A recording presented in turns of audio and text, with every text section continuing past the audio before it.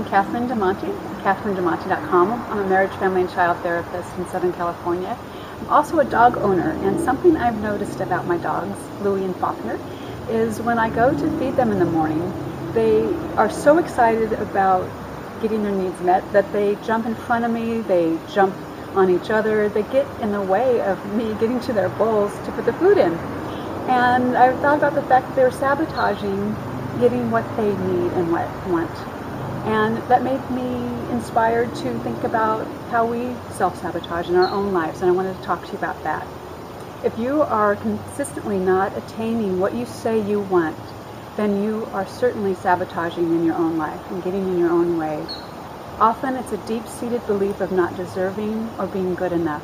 Affairs that ruin perfectly wonderful marriages, procrastinating, forgetting to bring an important paper to work or school, or a resume to an interview, drinking or drug use that get in the way of being our best self, giving up habits that calm us, like yoga, meditation, or exercise.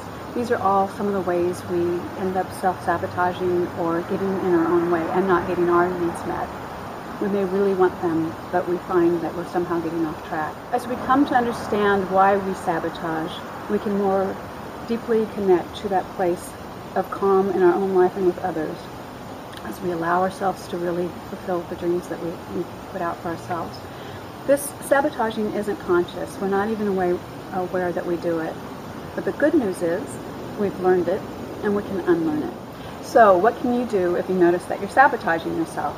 Well, the first step is to just notice it. Be aware of the fact that perhaps it's not some random act that got you derailed, but that you're self-sabotaging in your own life. The second thing to do is to just slow down. A lot of times when we find that we've sabotaged or gotten in our own way, we panic, and it gets very noisy and it's hard to think, and we also try to make up for the lost time spent sabotaging.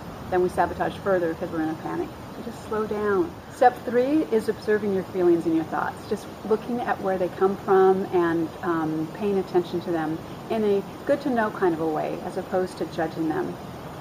Those thoughts are good feedback to where you go. And so you want to be grateful that they're there, as opposed to what I tell my clients, they don't want to should on themselves here. By that I mean, you don't want to say that you shouldn't feel that way and you shouldn't procrastinate. It's good feedback to where your wounds are to know that you stumble here. Then making sense of why we feel that way is the fourth step, and it's the most important one in getting the original wound healed. I like to talk about that place as being our inner child, or other people would call it your unconscious or your highest place. You didn't come in feeling this way, and it can't get healed unless you know that you have it. So if you tend to that place and say it makes sense you feel like you're not enough or that people will judge you, and really heal it and have empathy for that.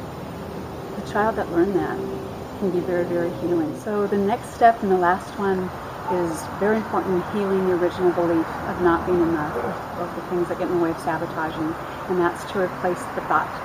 So when you know what the thought is, you can heal it, and you can replace it with what you know to be true in the deepest part of yourself, which is that you are enough and that you're okay. If it's, for example, a lecture that you're giving that you're nervous about doing and you're sabotaging getting the work done to getting preparing for it, I'd like to see you replace your negative thoughts with a vision of you after the lecture doing really well, being calm and confident, and the audience is responding warmly to you. Or if it's writing a book, you see yourself being published and the publisher being thrilled to get your book. So picturing it going well and inviting others to join you in your vision and holding that up for you can be very powerful as well. I also want to add a really practical step in addition to those tools I just gave you that heal the inner process. And that step is breaking it down into little bits. If it's writing a book or weight loss, or whatever it is, see it happening in smaller bites to start with. So with those steps I gave you and the last tool I gave you of breaking things down into smaller bits, I'm positive that you can reach the goals you set for yourself and have the life that you desire and dream of. I'm Catherine DeMonte, CatherineDeMonte.com. Thank you so much for spending this time with me. I look forward to seeing you next time.